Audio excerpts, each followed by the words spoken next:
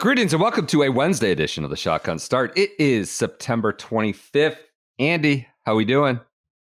Brendan, I'm doing great. I gotta say, I'm just getting amped up. I got Illinois' coach Bert Bielema out there talking about how Penn's playing at Penn State's nothing compared to Nebraska. Getting ready for Saturday night under the lights in Happy Valley, primetime NBC game. The world gets to see the Illini. It might be the game of the week. It might be the event of the week.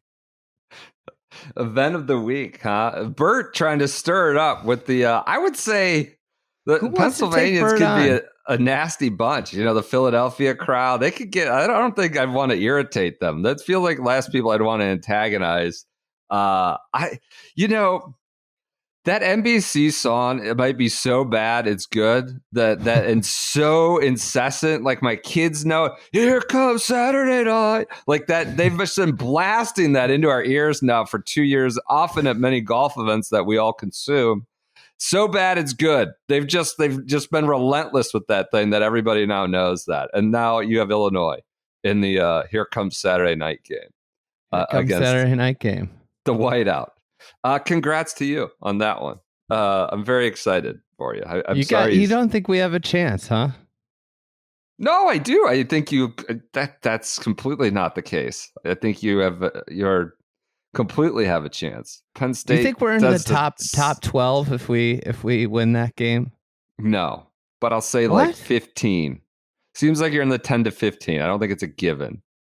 Let's talk about this on Friday. It's a little early. Come on, we're doing midweek, like handicap in here. Amped up. I'm amped we gotta up hold, for the President's Cup. We got to hold on to the moments of relevance, right? That's this fair. Is maybe the 1 week of the next 10 years that I'll get to talk like this. Hey, are you concerned that there's a Bryce Young, CJ Stroud thing going on this year with Caleb and Jaden Daniels after what we've seen? No, people are talking. Okay, all right. Like people are talking after Jaden Daniels, the commies going to Cincy. I mean, we've got this whole thing with the Fields. Like after every game, God, that's it's like field, and it's just like, come on, like.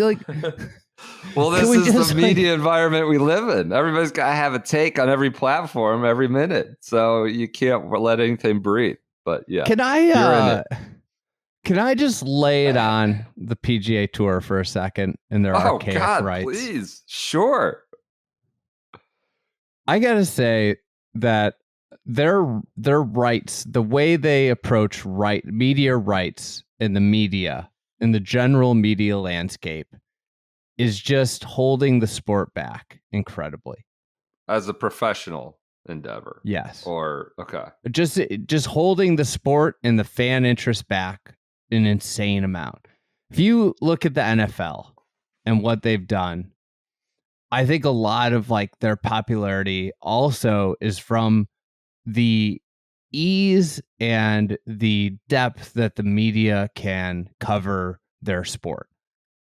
Part of what makes the NFL such a massive, like, it's just like every day of the week, there is just tons of stuff to consume about the NFL.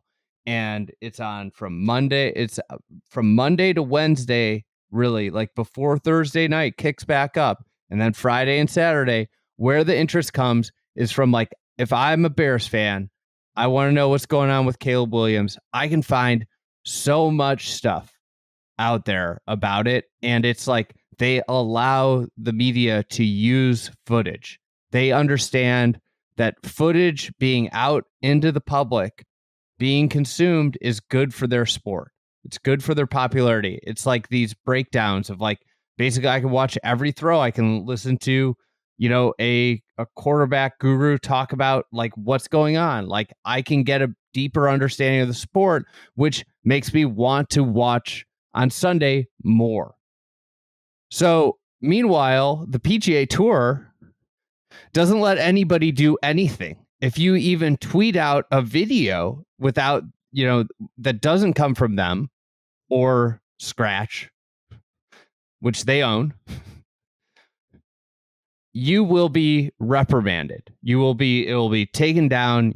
If you do it over and over again, you'll have like the threats of your account being suspended. Yep. It is just insane. Cutting off your nose to spite your face. Not seeing the long game.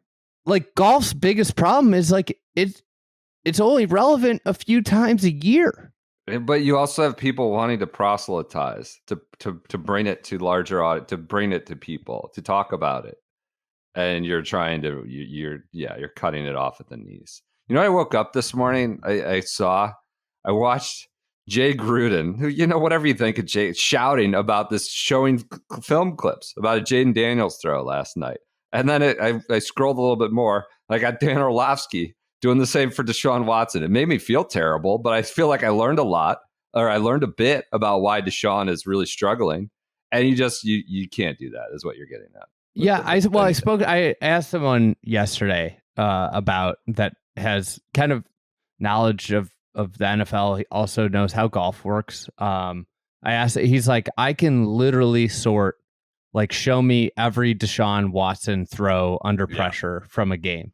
Like, imagine where golf coverage would get if you could say, show me every Scotty Scheffler approach from 175 yards plus in a given tournament, and it pulls it up, and you could just show, like, look at how he avoids targets. Now, I'm probably giving away free ideas for the tour to use here, or tour employees to use here, but like, no, this is where flipping the ball to the kid walking off the green. Yeah. Well, who knows? They're new endeavors. But this is what, like, you should be arming people that cover your sport, like, with the ability to do, knowing, like, our big problem is we can't generate fan interest on a regular occasion outside of, like, Sunday afternoon. How do we make the sport more interesting? And yeah. So anyways, you make it more interesting by having things that aren't branded with your own mark, PGA Tour, talking about it in interesting ways. And they don't allow people to make your sport more popular. It doesn't all have to come from you. State-run media or a rights partner that they put their thumb on the scale. You can't say anything. Yeah, no, it's an issue. I mean, I don't know if it's their biggest issue. They've got plenty going right now, but it seems like an easy one that they could fix. Speaking of, they've got their thumb on the scale this week with the my event of the week, the President's Cup. PGA Tour, wholly owned, wholly operated. You can't. It can't be it's the BP event of the week. I'm taking the north of Ireland. Now I'm going with the President's Cup. We're gonna start have dueling events of the week. I'm excited for the President's Cup. Illinois, Penn State.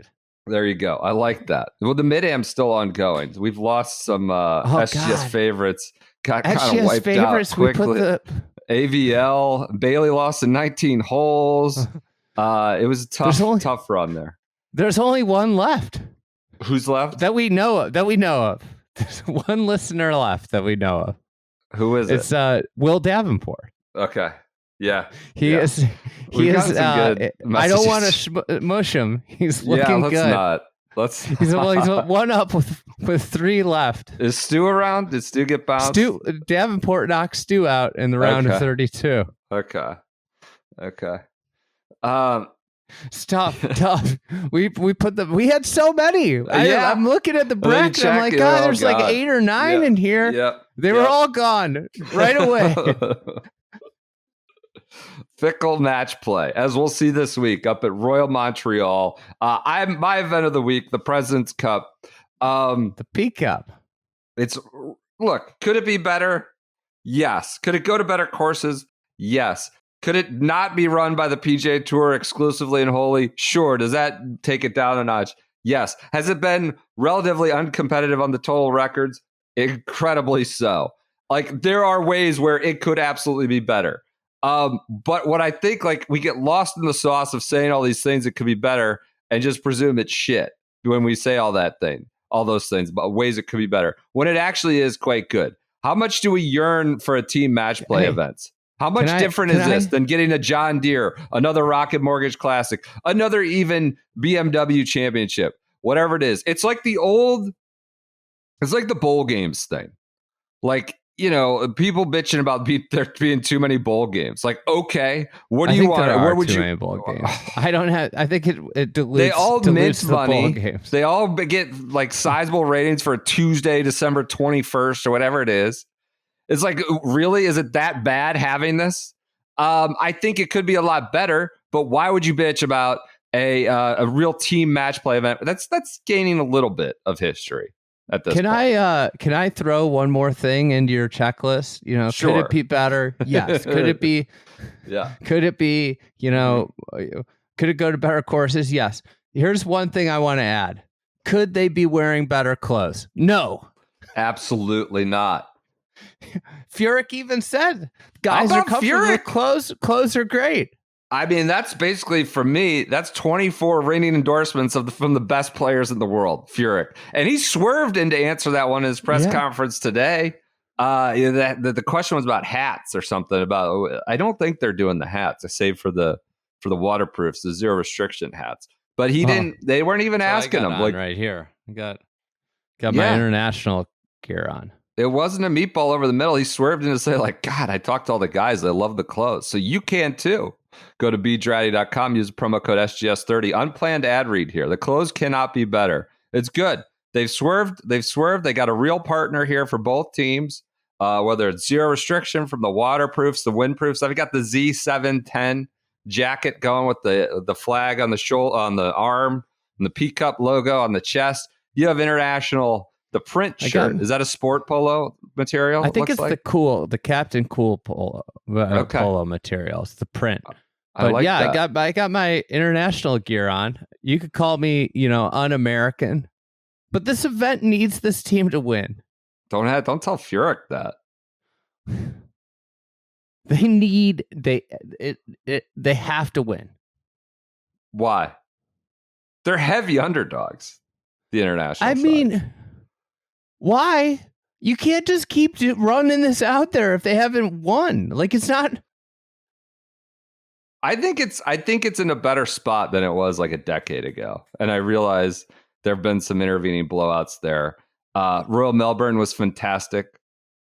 I think you're going to get the similar dynamic this year. I think like there are real golf fans in Canada. There are Canadian golfers on the team.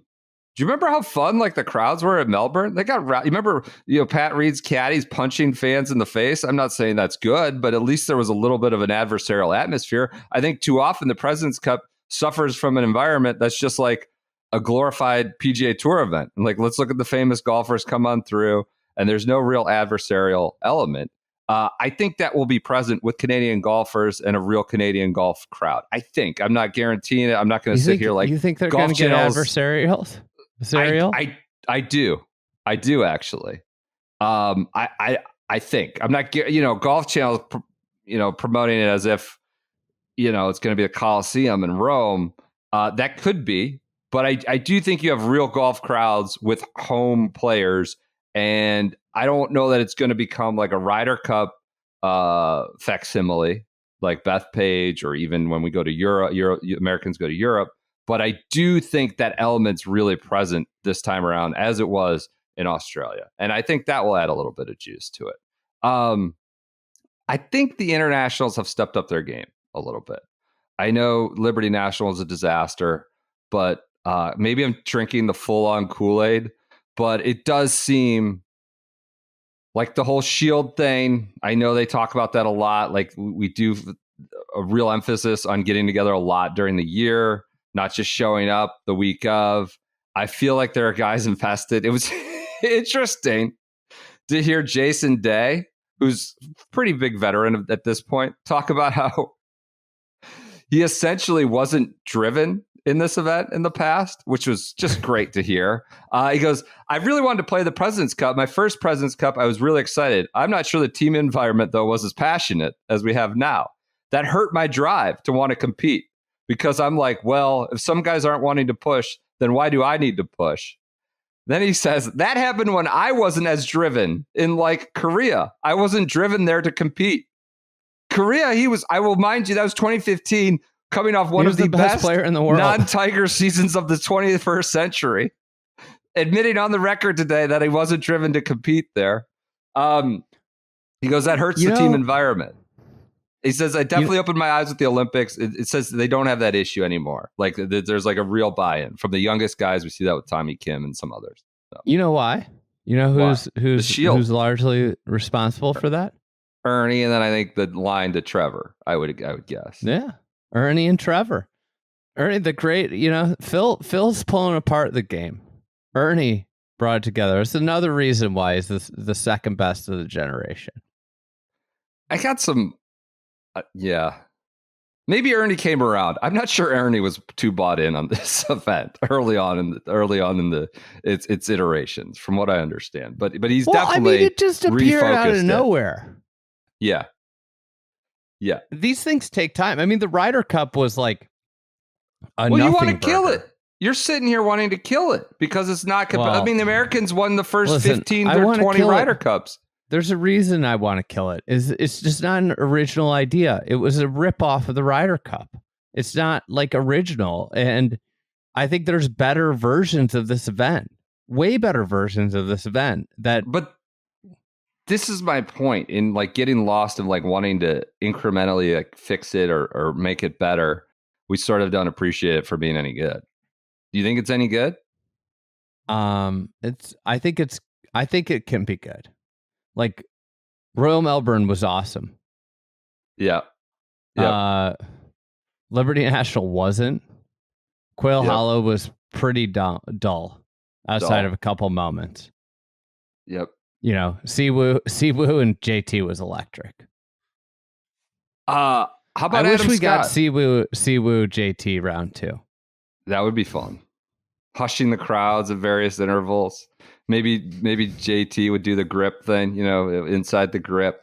Adam Scott, I think, had to push back on this. Like, I don't mind the idea of a mixed event, but I don't know that the President's Cup should be that. Despite the lack of competitiveness, I still think the event stands on its own. I don't think it's uninteresting. The Ryder Cup was also dominated by the United States for a long time. International team is trending in the right direction. Hasn't given us the win we want, but I think as soon as it does, it will change the perception of the tournament. I think there's an increasing pressure on the American side to not be the people to lose. They're going to be heavy favorites every time. Right? I mean, yeah, there's pressure, but it also comes down to like there's a huge talent gap and it's not as big, but it's still sizable.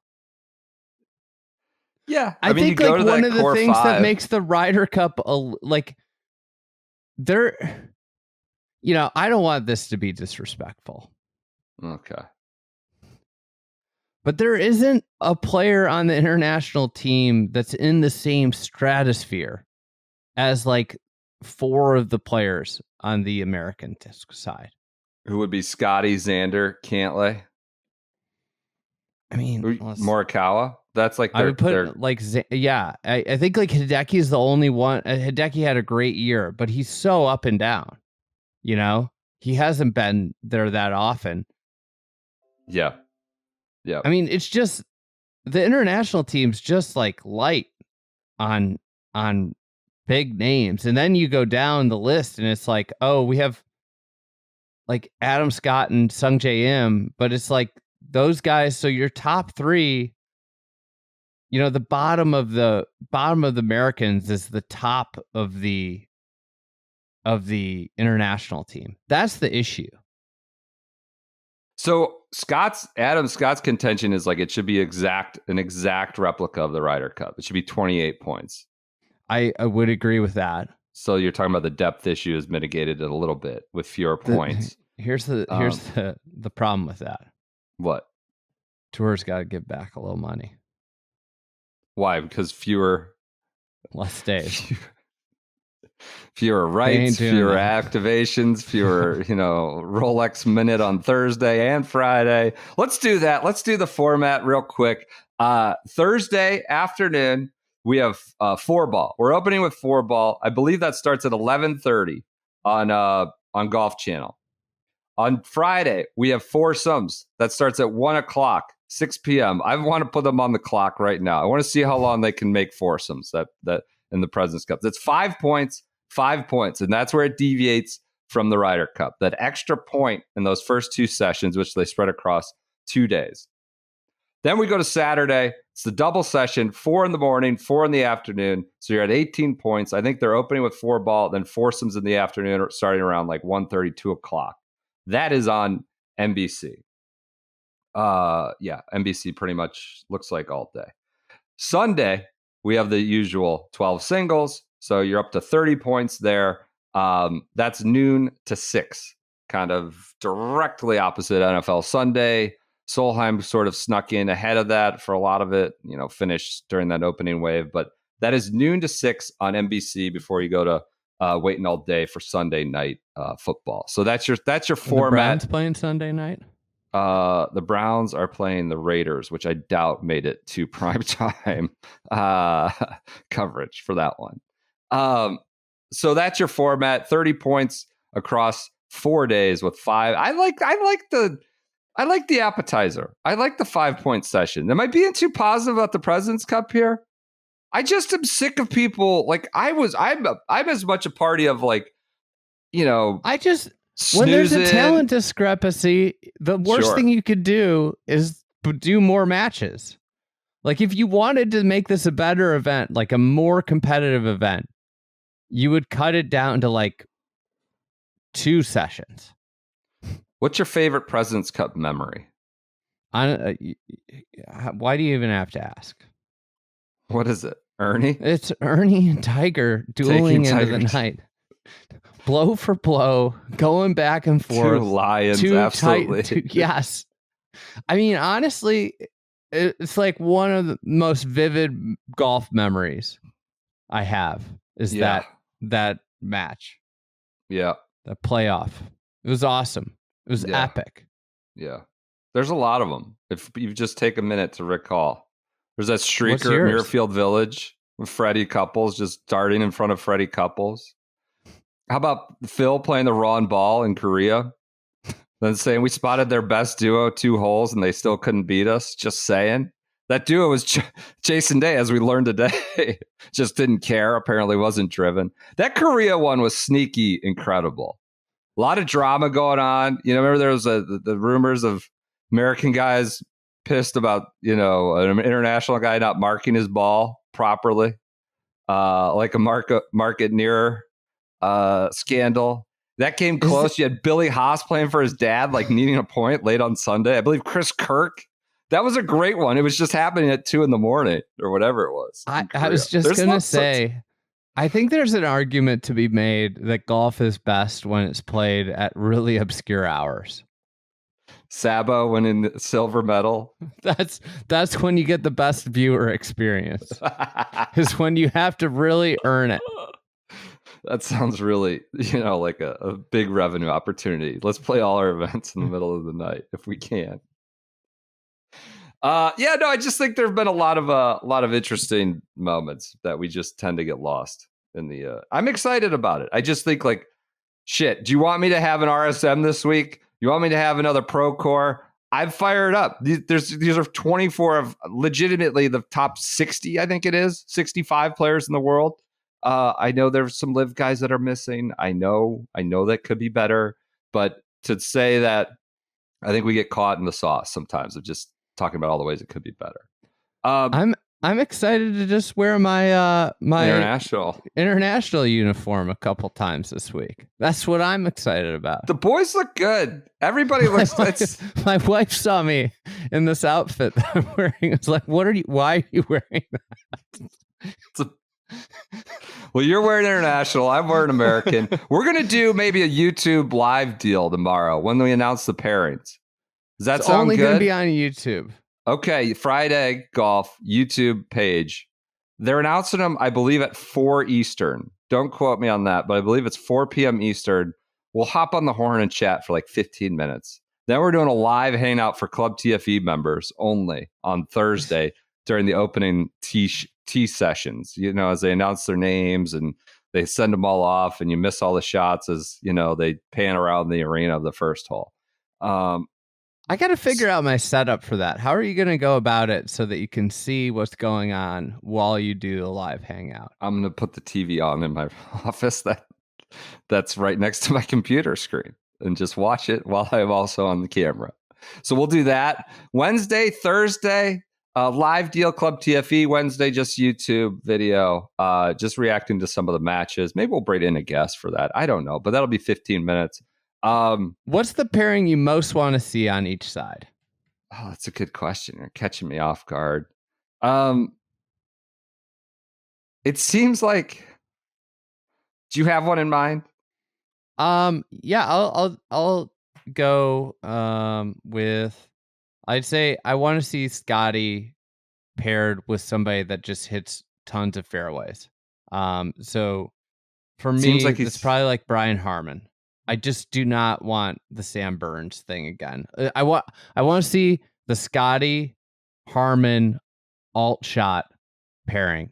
You get Harmon hitting putts from Scotty's approaches and Scotty hitting, like Scotty's one of the best drivers in the world. He's one of the most accurate drivers in the world.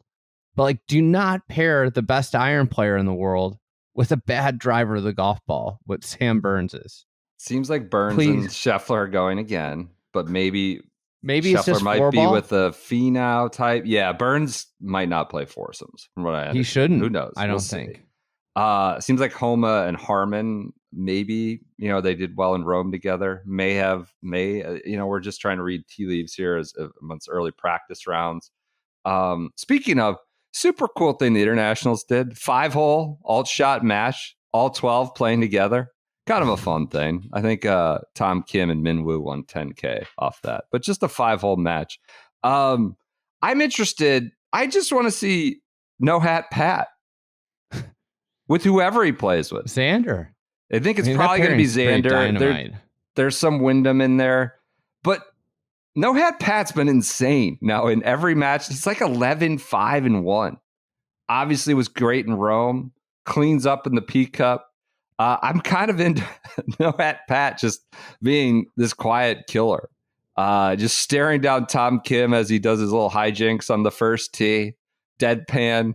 I'm kind of into the Cantlay Xander. I know they're just stalwarts, but I'm into that one. Kind of curious to see Keegan play. Might suit his game a little bit this week. You want to talk about the golf course at all?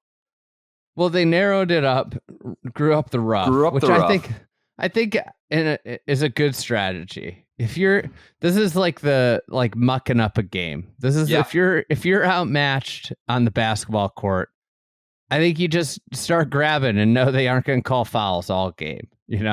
Muck it up. I agree. This is if you kept it wider, had the shorter rough, the American skill is just going to overwhelm you. So make it less about skill by growing up rough and making it chip out, and hope you drive it a little bit better, get a few more lucky bounces, and then that you wedge and putt it better. Like the idea of the international team wedging and putting it better than the Americans is a realistic one. The idea of the international team out ball striking the Americans over the course of 4 days is completely impossible to believe would happen. So if you can make it that way, I think that fits. Like, to me, if I'm the international team, I need a couple big weeks from our big players. And I think I'm throwing Corey Connors into their big players because he has the ability. I think a narrow, tight, rough setup fits him pretty well. We've seen him play well in majors that have that type of setup. He hits it he's probably, I would say, tee to green, not including chipping, just tee to the green. He's probably the best player over the last 5 years on the international team. So to me, you need a big week from him, Hideki, and Adam Scott to have a chance. J-Day? J-Day's had a pretty good couple of years. He's fine. Reinvigorated? I mean, Jason Day, what would he be in an American President's Cup rankings? 25th? I got it. I think it's only his 5th P Cup, despite being a pretty solid player for a long time. Interesting layout. Dick Wilson, completely redone by Reese Jones. Sounds like the first. Oh, not sounds. It looks like a lot of slight dog legs, bunkers right and left on the dog legs. Not a lot of up and down, pretty flat piece of land on an island by Montreal. Last 5 holes have our big change of paces with water all over the place on the last 5.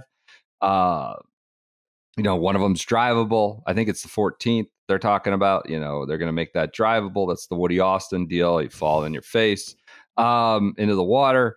But, the internationals are like talking this morning, like the data guys are telling us to send it as far up there as we can. And, we play it disastrously. Then we just go hit our irons and we play it much better. So there will be some strategy over those last 5 with water. Imagine that, data. With water. If you don't like the look of it, data's very misleading. Like if you're uncomfortable, the data tells you to do something you're uncomfortable with. You're probably better off doing something you're comfortable with. But you know what? That would require some sort of independent thinking. But independent thinking is not part of golf. He said, obviously, stats are stats. Stats guys say, hit it up there as close as you can. But stats are funny, man. It's hard because it could be Sunday, and the 14th hole says stats get the driver all the way up there. But you don't know what you're feeling. You could be down. You could be in front. So we all went back and did a second time hit irons. Played it a lot better. So, yeah, I think it's, whatever. It's not like when it's like the first hole at Royal Melbourne a couple of years ago. That was awesome. When the Americans the stats say hit it up close to the green, they just lost the hole over and over again. Yeah, all the internationals who knew the course were just laying back and watching it up close. Except for what? Hao Ton Lee? Didn't he double Bert Ernie and said, I'm going for it? It's like, what just happened? What are you doing? Hao Ton Lee. Hao Ton Lee was one of the great President's Cup moments. This is what I'm saying. We get the moments. You can start going on this. It's not bad. Could it be better? Yes. You know who should have been an assistant captain? Who? Sabo. Well, he's a European now. How's that work? Well, he's playing as an international. Try and get this hat dialed in. Guy's lived in Texas more than he has anywhere else, probably. I think he played as an Englishman in an event. He did. He's played as a Slovakian, an Englishman, a South African. He could probably play as an American. He probably could. You see Shigeki Mariyama just looking incredible in some sort of Tokyo hipster outfit showing up. He looked amazing. Shigeki, they should get Shingo back too. They should. Shingo Katayama. He was the best growing up. Remember, I love Shingo. Shingo was the best. It was amazing. Cowboy hat he wore. Yeah, of course, with it tied up on the sides, so the flaps aren't getting in the way. What a legend. All right. One more course note. The par 3s are all odds. This could be some dream pairings for the internationals who bypassed good players for good putters. They did do that. Boy. So if you want good putters, this is where if Mackenzie Hughes tees off on an odd hole, this is malpractice by. If he's their odd player on an alternate shot, it's malpractice by Mike Weir. Boy, I'll tell you, this would be a lot of Mike Weir this week. Sending out the kicking unit when you're down 5.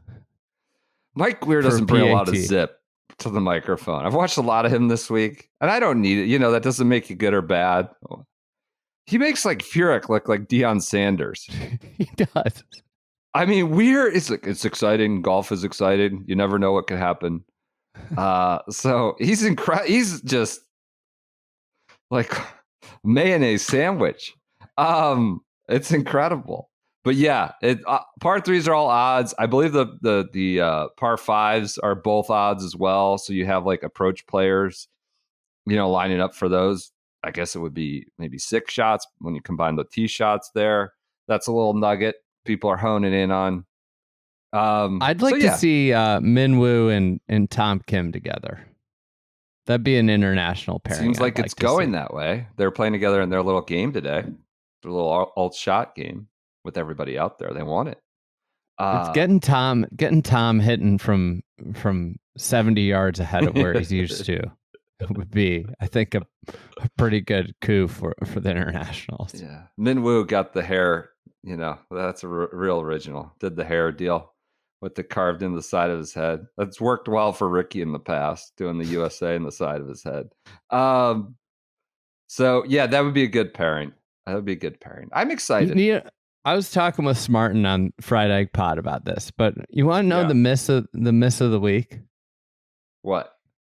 All the Canadians played for Kent State. Yeah. Why not get the coach up? Have him be an assistant captain. What's the guy's name again? Hugh I think it was Herb Brown. Herb Brown. Wasn't he a center for the Knicks or something? Was he? Herb Williams, maybe I'm thinking of. Yeah, they should have had the Kent State guys up. Herb Page. Okay. I knew it was tight on syllables. I just couldn't remember which ones they were.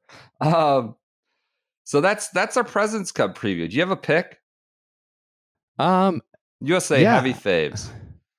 I think the USA is going to win by a lot. What's a lot? 4 or 5 points? 3 or 4 points? Okay. I don't think this golf course. I think the way that the internationals can contend is when they have when the golf course presents unique challenges that might make different types of players better than week in, week out on the PGA Tour. But to me, goes to a vanilla. If it goes to a vanilla PGA Tour like setup, the international team's pretty screwed. And I think we've seen that where there's been some tight ones in recent years. It's Royal Melbourne. I guess it was tight when I was here last time. But tight. I will say they've done better. The internationals have done better with home games. Yeah. John Wood did say, is this actually a home game for the Americans or the internationals? I think the Canadian element will be legitimate. I do. John Wood said it's the least neutral he's ever seen of a President's Cup setup. The least PGA Tour just putting their thumb on the scale. Let's set this up like Firestone in its heyday, essentially. Just where it seemed to be that Weir had a real, could have had an influence on real setup. I think he's just alluding to the high rough being significant compared to normal. So we'll see. But you're like you said, it's not a dramatically different test than what they're used to. Who's your pick? I'm going to take the international side. I think they're going to get that dub. We're going to mix it up. You're in international gear. I'm in USA gear. We're taking opposite picks. I think the internationals. What about this? If it's 15-15? It sounds like Bears and Browns fans right there. If it's right. If it's 15-15, there's no retention. What happens? Tie. Where's the cup go? It goes to the global home. It goes to the drawbridge. They just put it in the drawbridge for 2 years. It's a staff morale thing. You're gonna walk by the President's Cup every day. That's gonna make you feel better. Yeah, it's just a tie. Kind of interesting. Doesn't feel sporting. Seems weird. Yeah, I guess it's just calling it a tie. Yeah, I don't have a problem with that. Actually, it's why do we do this? What do we do all this for? We could have just saved some money and not gone up here. Anyways, they ideally are making money, so it's not saving any money. Yeah, that's fair. That's fair. I want to point out that's why the tour has the President's Cup. It's it's a little revenue generator. But there was demand. Get some international guys. A lot of us. This was like Greg Norman, right? He was killing it, and he's absent from the Ryder Cup. I think PGA Tour probably saw a vacuum, went and made a product for it. Do you have a high points earner you want to name for each team before in the predictions business? You have someone you want to name for each team. All right, I'm gonna go. He hasn't played well in the last two team competitions. I'm gonna go out on a limb here. Scotty Scheffler for the Americans. He's not played well. He's like a lot of people citing 5-1. that. That Quail Hollow one was just a mess of a week. He's putting in the dark with Brandt Snedeker looking over his stroke. He was just bad. But people extrapolate a little too much from a Here's bad the thing. 3 days. If they keep pairing him with Sam Burns Sudden and Sam. Alshot, Yeah. could be why his record's suffering. Scheffler, Anyway, good pick. Then the other side, I'm going with Taylor Pendrith, one of the Bagel Boys from the last Ryder Cup. I think he's like low key, like one of the best players on the international team. 44th in the he world. went from 116 in the data golf rankings to like 27 this year. Okay. That would tell me that he's earned roughly the points of a top 15 player. Okay. So if you like, I would almost throw him in the must have a good week from Taylor Pendrith with Corey Connors, Adam Scott, and Hideki. Hideki, like, I feel like that's the thing with this competition is like Hideki and Adam Scott just don't play well, and then the internationals have no chance. That's typically how it's gone. Sometimes even they're paired together and get boat raced, and it's like, well, there goes our guys. Yeah. I like, this is so cliche, but honest to God, he's played great golf this year, is Tom Kim. I think like that's such a cliche pick, but I look up and down. It's not just a default answer, but he's played really good golf. I think he obviously seems to care a lot about this. I think he'll probably play most sessions. If he gets a Minwoo pairing, maybe that could, like you said, really be beneficial to his game, especially in foursomes. I like him as a high points earner and Cantley, as I noted before. Probably going to play all 5 sessions. If not 5, then definitely 4. And he's been a killer in match play events, and he'll likely have a very good partner in Xander Schauffele for a lot of that. So. And he's comfortable in the close. He knows these clothes. And that brings us to an interview with the man behind the clothes, Billy Draddy himself. Billy's been on this podcast many times over the years. Been a great friend of the program, great friend to Fried Egg. Obviously, this is really cool to see his stuff out there on all these guys. Everybody from Scotty on the way down. Kevin Kisner's never looked better getting off the bus in his, was it the Finn hoodie, I believe? Mm-hmm. Merino hoodie, it looked like. He's never looked better. It's just cool to see like this massive event with all these top guys in their ZR stuff and a lot of the Draddy stuff and scripted for both sides. It's a cool moment, obviously, for someone we know is like kind of they've been busting their tail to make great stuff for a decade plus now. And we're pumped for them. So Billy, we brought on, threw him some curveballs. Billy, as we know, can kind of miss the fairway, can get loose, send one off into the woods. Tried to keep him between the trees and in the fairway. Andy was, trying to throw him curveballs, though, get him off topic. Gave us some intel on maybe player feedback about some of the unis this year, some stories about the President's Cup. Just great to always get time with Billy. So we'll kick it to that and be back. What is it? Wednesday afternoon on YouTube to react to all the pairings.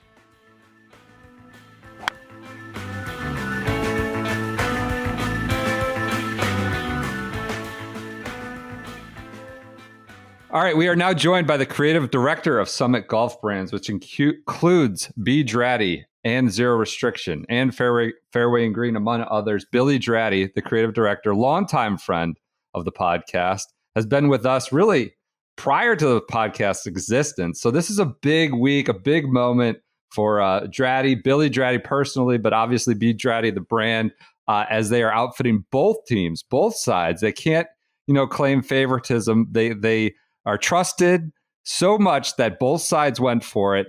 Billy, how are you doing heading into Royal Montreal here and what is really a major moment in your story, the brand story? I'm doing great, Brendan. Doing great, Andy. It's great to see you guys. I actually can say that I was there when you two guys kind of first came together on a podcast. You were, right? You were there. Yeah, I was one of many, but I was right there. So I do very much feel part of the team here. But yeah, I'm doing great. Couldn't be more excited about later on this month with the President's Cup. I gotta ask. I think I gotta address the elephant in the room right off the start. There's a lot of talk about the captain's picks. Oh, okay. Did you guys put the thumb on the scale? Because did you say we need Harmon on there? We need somebody that's familiar with the product. and we need a friend in the team room. We're bringing Harmon has to be on. Brian Harmon has to be on the team. Was that you guys putting your thumb on the scale? Oh, yeah. Sure. I mean, Andy, you know me. I'm not afraid to, pretend like I'm a golf expert. You guys are nice enough maybe to ask me for a pick every once in a while. But Furyk came to you and you said, "Listen, we need Harmon on the team." Or better yet, I went to Furyk and said, "Listen, I'm inserting my input here. We need the little guy on the team." No, we did not. We did not. That was sheer good luck on our part. He was in the points race, so qualified enough to be on the 12th. edge of a pick. Yeah, 12th in points or 11th. Was he 11th? He was in the top 11th, 12. I think. Yeah. So, well, I have a question for you guys. Do you think the Canadian crowd, Canadians who are very much known for being polite, are going to be able to feed Brian Harmon the kind of controversial type comments that he needs to get his game going? I think their strategy of being polite could pay off. That they aren't going to get under the skin of any American players because of their politeness. Yeah, he needs that internal monologue going. It's strange too with Canada, the dynamics of Canada. When you zoom out, they're like known for playing hockey, which is like a very physical, in your face sport. Yes. Yet they're like the most polite people. It seems to run counter. I wonder if that's hurting them on the hockey rink. I know it hurts them on the golf course, but does it hurt them on the hockey rink too? There's no way I would say so. I mean, they still insert their dominance, internationally. If anything, the American women might have a little bit more dominance over the Canadian women. So, maybe the tough-minded American woman is able to take advantage of that Canadian kindness, but we have not seen it in men's hockey, right? No, not at all. I feel like you might be painting in broad strokes here, Andy. I think there will be. I am painting broad strokes. They probably haven't forgotten when Corey Connor. The Canadian hockey players are friggin' nice guys. I mean, they are. Once they put the gloves down, they are as nice as they come. Yeah, they are. I just feel like the fans will be in a lather. I think that's sort of the beauty of these adversarial match play events is you get a little sports adjacent non-golf element crowds, even in Canada. And I don't know if that'll happen with Harmon like we saw at Royal Liverpool that really drove him there on the weekend to become champion golfer of the year. And the Zero Restriction, obviously, as well. But I do think there'll be adversarial. I think they'll pop them. I think having Canadians on the international side, three of them, Connors, Pendrith, and Hughes, which will, be in their Draddy stuff. And the shield. They got this nice maple leaf. There's a nice little maple leaf on the print. They're going to be at home in this. Hopefully, they can get a point this year. Well, I think the international team has never been stronger. They when you look at the actual numbers, world ranking wise, it's the strongest they've had in like 24 years, and that's even without the live guys. Some of the live guys who weren't eligible this year. It's a strong team on world rankings. Strongest team world ranking wise since the heyday of international golf Ernie. with Big Ern. Yeah, of course. Your your idol, Ernie Els. So is Billy, he assistant captain this year? Yeah. Well, he's gonna be decked out in Draddy. Former captain. This is my icon coming to my favorite clothing brand. Yeah. Well, I think the Andy hoodie might get involved. The Andy hoodie is scripted. The Andy hoodie is scripted. So we need to wait. We need to pray for cold weather. Yeah, it is a day 4 option. On the U.S. side, I saw that the Andy hoodie. I mean, you can have all your idols and icons, all these top players in the world decked out in some idiot podcast, the homage to an idiot podcaster. It's a beautiful item. Even I broke it out the other night. My wife, who's, not easy to impress, jumped out of her chair, was into the Andy hoodie. She was it's right over my left shoulder, an Andy hoodie. There you go. I have gotten such great feedback on it. I mean, it's really quite a phenomenon. Yeah. So that is in the scripting. So that leads me to Billy. Like, obviously, this is a high profile moment. for Draddy, Zero Restriction, all the work you've done. You've worked, in the industry for decades now. You've seen and done it all. But is there any sort of extra, I don't want to say anxiety, but pressure, to use Paul Azinger's favorite word, in this moment of outfitting both sides? Well, you two both know that I live with a Canadian, so Right. I couldn't just mail in these uniforms. I'm going to have to be around these people the rest of my life. I mean, all the holidays, everything like that. If I didn't do a good job on the international uniforms, I'd never hear the end of it. So I have truly put in, some of my best work on the international team. Now, Mike Weir is quite the editor. This is a guy. Really? Yeah, this is a guy who wears all black almost all the time. So Yeah. He has edited to a very finite things of what we've offered, but that's his prerogative. He's the captain. He's got to make these kind of choices. How many days are they wearing black? Well, every day they have some form of black on. Only one day are they wearing all black. Do you think it's an advantage to wear black in Montreal in September? It adds a little heat to you. Do you think it's going to get the swing a little bit looser? Do you think there are? I think it could. But the other team also has, insulated garments. Should it start to turn below 50 or something like that? We've got down at the ready. Should stretch insulation be needed? I think they'll be well prepared. It's like a unique time of year, right? And in a unique place. Obviously, you got to kind of run the gamut. I've seen the scripting. It's a sport material all the way down to down insulation. It's probably good for Draddy and Zero, right? You can showcase the full deal. Yeah. Well, it's like when we were in St. Andrews. It's like this is the home of ZR. It's like whenever you get the elements can become involved in the play, it really plays into what we do. So, I'm hoping for a good mix of weather. But yeah, each team will have, plenty to work with in terms of keep themselves comfortable while they're out there. Any chance we could get another day of the Andy hoodie in the rotation? How do we get more days to the Andy hoodie? Andy, they've been given multiple colorways. You've seen, like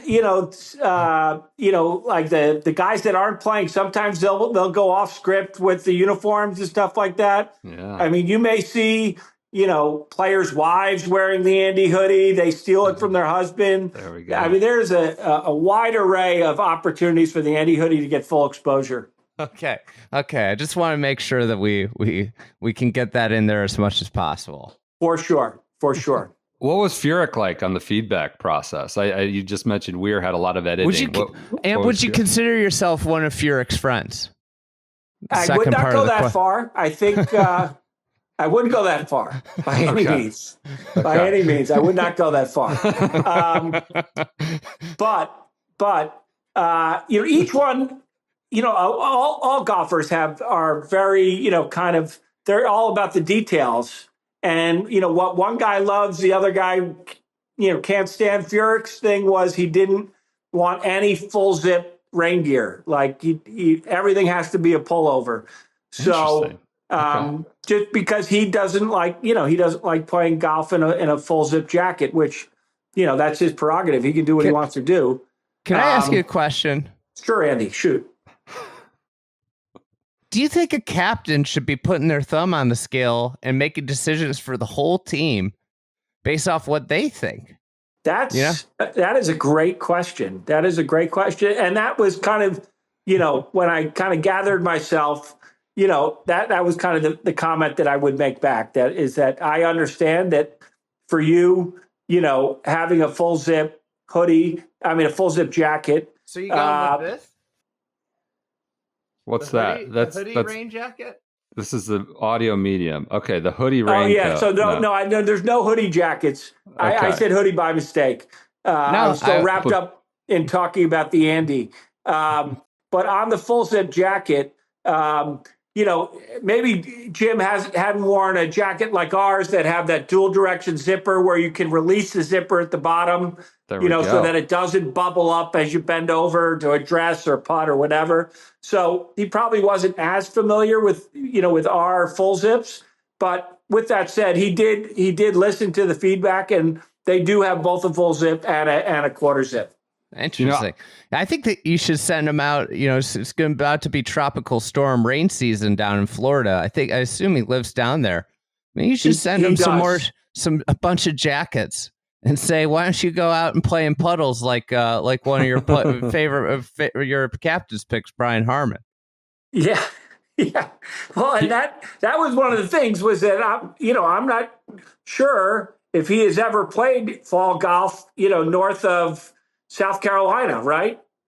That's right. That's a good question. It's a great question. So when was the last time you played golf in Montreal?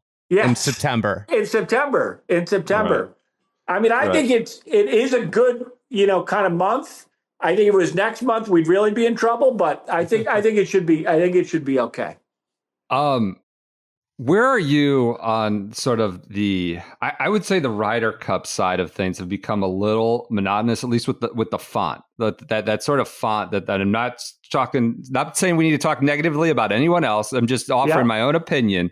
Like it's gotten a little too constrained with the options on the President's Cup. I have no issues with. Where are you with the American side? Really just kind of sticking to red, white, and blue, because it got a little wacky there, when they were in the all brown over in Europe. It went Tigers with JJ Henry. And then, of course, at Celtic Manor, you had Corey Pavin's wife got involved, and there was like a purple or a sort of some sort of purple, off color purple. Where are you in terms of the color pattern for the American side? Is it good to stick to red, white, and blue? I think it does look very good. I'm for sticking to red, white, and blue. We developed a unique. I don't know if you could see this. Yeah, I like that. I loved it. I have it in the back. I wore my jacket yesterday playing golf. Yeah. People are like, "That's slick." We've got mine on right now. So it with having all the stuff red, white, it all goes together. I think it works. Now, Andy, with his international uniform on, we did do something similar, a fainter stripe, but I think I do like sticking to the red, white, and blue. Can I ask you a question? Andy, shoot. If you were going to add one color to the American palette, what color would you add? Oh, and light why? blue, for sure. Light blue. Yeah. Blue. Why? Yeah. Because it goes with all three colors. That makes sense. Yeah, and we sign all at B.Draddy. We sign all our checks in blue ink here. So blue is always our favorite, default color. I love that. Is it a light blue or a royal blue or a dark blue? It would be closer to a medium blue. Let's say. Is that royal? Is that royal in the middle? No, it's not as dark as Duke blue. Probably something closer to, or maybe even a little lighter than Carolina blue. Carolina. Okay. I love that. He's you can tell he's done this for years and knows what he's talking about when he immediate answer to what goes with red, white, and blue. He's thought about that. He's thought about this. Yeah. I've thought about recoloring the American flag. Oh, wow. Do you think that the country would entrust you to do that? No, not at all. No. Come on, Andy. One of the last ones. I don't know if it's the last one, Andy. Jack barely allows me to get on these podcasts by myself, please. We gotcha. One of the last ones, unless Andy says, can I ask you a question again? It bumps in with another. But, infamously, Corey Pavin's wife, demanded certain alterations. And obviously this backfired with the rain gear being faulty because they punched through the fabric for nameplates like they were, the running back or whatever it is. Is there a line? I know you're working with, you're sort of you're the customer, but you're also the boss, you're the producer, all these things. You're working with Weir and Furyk. Is there a line where you personally, with your decades of style, manufacturing expertise, where you would have had to say, I can't do that, or we're going to have to talk to the lawyers about the contract? Hypothetically, I'm not talking about these specific captains. Yeah. What's your line there? What goes, where do you get, you have to put your foot down? Well, Do you want to know what the line I was kind of prepared to use? Sure. Sure. Okay. So yes, I mean, you guys are both younger than me, but you can remember back to the 1990s, and do you remember the Tabasco line of clothing? Yes. Yeah. I think Woody Austin wore it, right? Yes. And Jim Furyk. And Jim Furyk. So I was at the ready to have to say, now listen, coming from the guy that, that wore full button front, shirts with Tabasco bottles on it, I'm not sure if I don't know a lot about golf. You don't know a lot about clothes, it would be something like that. But thankfully, Jim is one of our guys, and he, he got on board with the full zip rain jacket. Yes, and the new cool fabrication which you're wearing. Well, Furyk also used to wear the full buttoned up polos. Yes, polo that's what I'm referencing. Right? Yeah, the mid 2000. Yeah, the Tommy Bahama-esque. Yes. Yeah. They were like panel shirts. They had the yes. All right. He also had the 5 Hour Energy. He had all sorts. He did have that phase. Yes. He's been through it. He's been on tour now 30 years or so. So he's seen the whole evolution. All right. Do you have a pick? What are you most excited about? This is a massive moment for Draddy. Like we're super proud to be associated. No BS. That's not just, because you're here and it's time to say nice things. Like this is awesome for us. And we've known you really before the podcast. What are you most excited about? And then do you have a pick to win? Well, I think it's one of those things where I'm most excited just to have both teams wearing the product. You spend a lot of time on this, and it's always great to see people in the airports wearing it or whatever. But when you get to see, the world's, 20 of the world's greatest players wearing it, and, you always get requests afterwards that, oh, do you think you could send me some of that stuff without logos on it? Or could you do that rain jacket and put my sponsors on it? So you always it's always, a great interaction with the players and to see them on it. In terms of picks, I have to pick the U.S. team. Our guy, Patrick Cantlay, his performance coming out of the Ryder Cup was really strong. I saw a new side of him. I think we probably have a hat that fits at this point. I was going to ask, do you think the hat's going to work out? Well, at the time, you guys didn't ask me about this, but having worked with Patrick, when he said he didn't wear it because the hat didn't fit, that is absolutely true, for sure. Because knowing the alterations that we've had to make to the clothing that we make for him, we're talking about like a 1/4 inch of a sleeve length, and adding a 1/4 inch to a cashmere sweater. Wow. Yeah, all these guys are very particular, and it's just what is it that they're particular about? And so with Patrick, it's fit, and so in fact, he didn't like the way the hat fit. I believed 120%. Interesting. All right. Yeah. Do you have to make the sweaters like the neck bigger because of No, we just made them longer for him. Okay. He wanted them a little bit longer. Interesting. Yeah. Every he wears the sweater. He wears the sweater a lot. He does. He's into the sweater. He's into the sweater. It seems like he's a creature of habit with his apparel. For sure. I think it's all about, comfort and familiarity, being familiar with the way it feels. Comfort, familiarity, I think personally, ease of packing. He doesn't have to think about what he's packing. He just puts doesn't. He's got gray, blue, white, boom. There's my outfit. Here's my gear. It.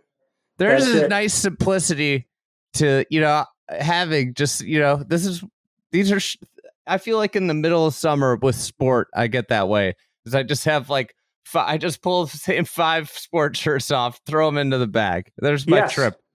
Yes. Yeah. So now in fall you get more options. I have when I packed to go, I'm going up to Vermont today. I know exactly what I'm going to wear ahead of time. It's my travel golf outfit, Love that. Jack polo, is that one involved? I know you love the Jack polo. I do love the Jack. I actually like the Jack more for wearing around the office than playing golf in. Yeah. All right. All right. Truth be Well, told.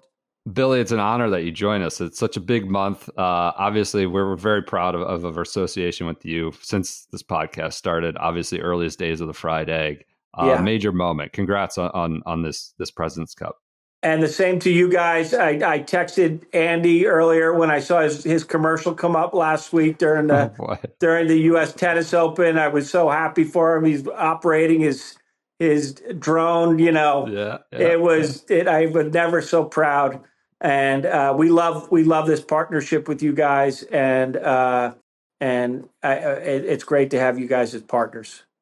All right, thanks so much, Billy. All right, guys.